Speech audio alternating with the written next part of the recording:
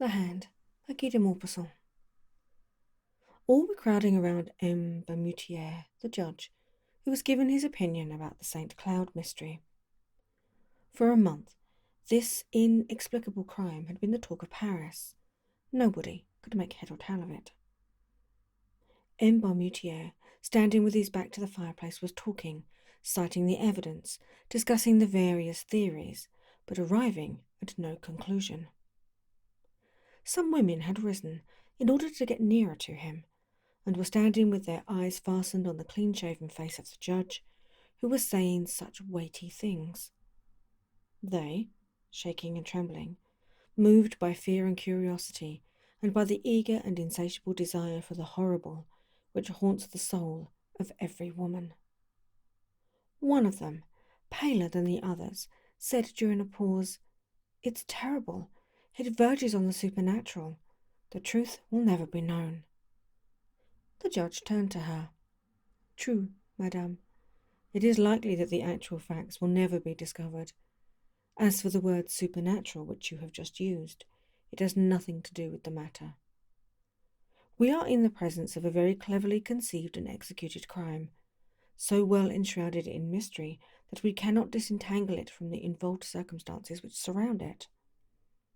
But once I had to take charge of an affair in which the uncanny seemed to play a part. In fact, the case became so confused that it had to be given up." Several women exclaimed at once, "Oh, tell us about it!" M. Bermutier smiled in a dignified manner, as a judge should, and went on. "Do not think that I, for 1 minute, ascribed anything in the case to supernatural influences. I believe only in normal causes. But if instead of using the word supernatural to express what we do not understand, we were simply to make use of the word inexplicable, it would be much better. At any rate, in the affair of which I am about to tell you, it is especially the surrounding, preliminary circumstances which impressed me. Here are the facts. I was at the time a judge at Ajaccio, a little white city on the edge of a bay which is surrounded by high mountains. The majority of the cases which came up before me concerned vendettas. There are some that are superb, dramatic, ferocious, heroic. We find there the most beautiful cases for revenge of which one could dream. Enmities hundreds of years old, quieted for a time but never extinguished. Abominable stratagems, murders becoming massacres, and almost deeds of glory. For 2 years I heard of nothing but the price of blood, of this terrible Corsican prejudice which compels revenge for insults meted out to the offending person and all his descendants and relatives. I had seen old men, children, cousins murdered.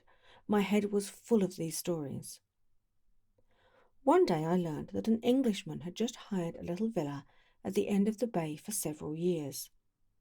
He had brought with him a French servant whom he had engaged on the way at Marseille. Soon this peculiar person, living alone, only going out to hunt and fish, aroused a widespread interest. He never spoke to anyone, never went to the town, and every morning he would practice for an hour or so with his revolver and rifle. Legends were built up around him. It was said that he was some high personage, fleeing from his fatherland for political reasons. Then it was affirmed that he was in hiding after having committed some abominable crime. Some particularly horrible circumstances were even mentioned. In my judicial position, I thought it necessary to get some information about this man, but it was impossible to learn anything. He called himself Sir John Rowell.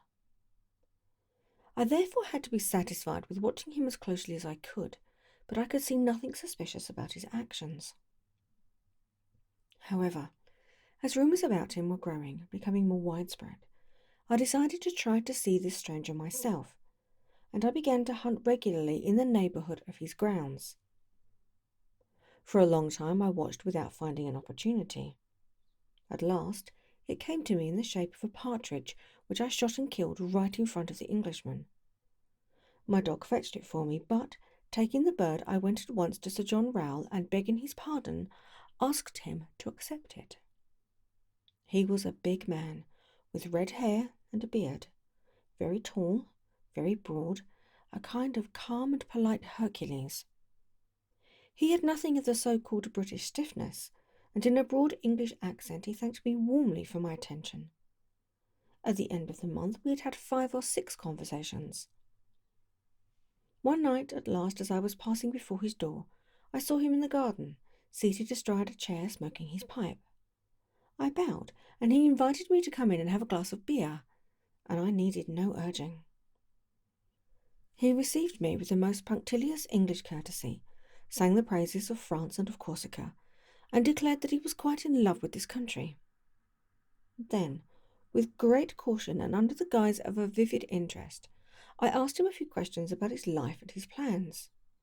He answered without embarrassment, telling me that he had travelled a great deal in Africa, in the Indies, in America.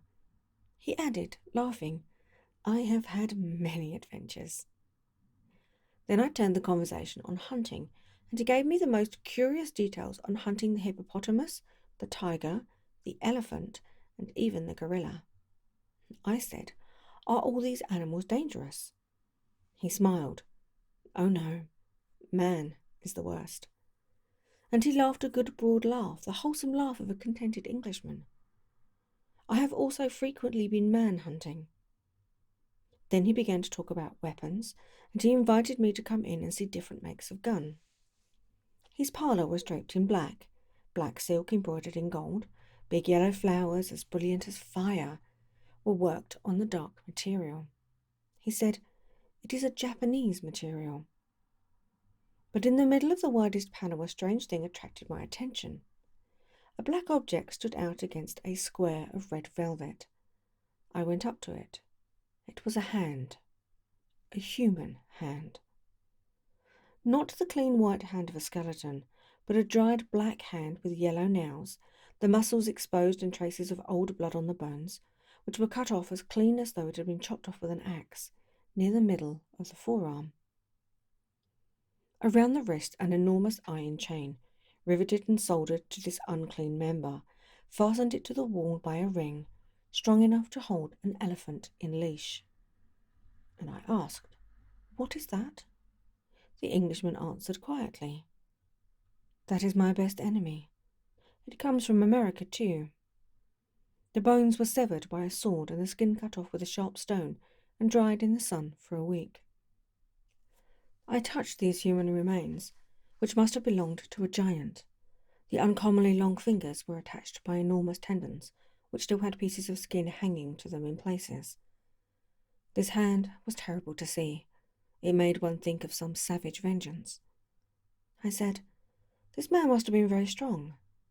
The Englishman answered quietly, "Yes, but I was stronger than he. I put on this chain to hold him." I thought that he was joking, and I said, "This chain is useless now. The hand won't run away." Sir John Rowell answered seriously, "It always wants to go away. This chain is needed." I glanced at him quickly, questioning his face, and I asked myself, is he an insane man or a practical joker? But his face remained inscrutable, calm and friendly. I turned to other subjects and admired his rifles. However, I noticed that he kept 3 loaded revolvers in the room, as though constantly in fear of some attack. I paid him several calls, then I did not go any more. People had become used to his presence. Everybody had lost interest in him. A whole year rolled by. One morning, towards the end of November, my servant awoke me and announced that Sir John Rowell had been murdered during the night. Half an hour later I entered the Englishman's house, together with the police commissioner and the captain of the gendarmes. The servant, bewildered and in despair, was crying before the door. At first I suspected this man, but he was innocent. The guilty party could never be found. On entering Sir John's parlour I noticed the body stretched out on its back in the middle of the room. His vest was torn, the sleeve of his jacket had been pulled off. Everything pointed to a violent struggle. The Englishman had been strangled. His face was black, swollen and frightful, and seemed to express a terrible fear. He held something between his teeth, and his neck, pierced by 5 or 6 holes, which looked as though they had been made by some iron instrument, was covered with blood. A physician joined us. He examined the finger marks on the neck for a long time, and then made this strange announcement. "It looks as though he had been strangled by a skeleton." A cold chill seemed to run down my back, and I looked over to where I had formerly seen the terrible hand. It was no longer there, and the chain was hanging down, broken. I bent over the dead man, and in his contracted mouth I found one of the fingers of this vanished hand, cut, or rather sawed off by the teeth down to the second knuckle. Then the investigation began. Nothing could be discovered. No door, window, or piece of furniture had been forced. The 2 watchdogs had not been aroused from their sleep. Here, in a few words, is the testimony of the servant. For a month his master had seemed excited. He had received many letters which he would immediately burn. Often, in a fit of passion which approached madness, he had taken a switch and struck wildly at this dried hand riveted to the wall, and which had disappeared, no one knows how, at the very hour of the crime. He would go to bed very late and carefully lock himself in. He always kept weapons within reach. Often at night he would talk loudly, as though he were quarrelling with someone. That night, however, he had made no noise, and it was only on going to open the windows that the servant had found Sir John murdered. He suspected no one. I communicated what I knew of the dead man to the judges and public officials. Throughout the whole island, a minute investigation was carried on. Nothing could be found out. One night, about 3 months after the crime, I had a terrible nightmare. I seemed to see the horrible hand running over my curtains and walls like an immense scorpion or spider. 3 times I awoke, 3 times I went to sleep again. 3 times I saw the hideous object galloping round my room and moving its fingers like legs. The following day the hand was brought to me, found in the cemetery on the grave of Sir John Rowell, who had been buried there because we had been unable to find his family. The first finger was missing. Ladies, there is my story. I know nothing more. The women, deeply stirred, were pale and trembling, and one of them exclaimed, "But that is neither a climax nor an explanation. We will be unable to sleep unless you give us your opinion of what has occurred." The judge smiled severely. "Oh, ladies, I shall certainly spoil your terrible dreams. I simply believe that the legitimate owner of the hand was not dead, that he came to get it with his remaining one. But I don't know how. It was a kind of vendetta." One of the women murmured, "No, it can't be that." And the judge, still smiling, said, "Didn't I tell you that my explanation would not satisfy you?"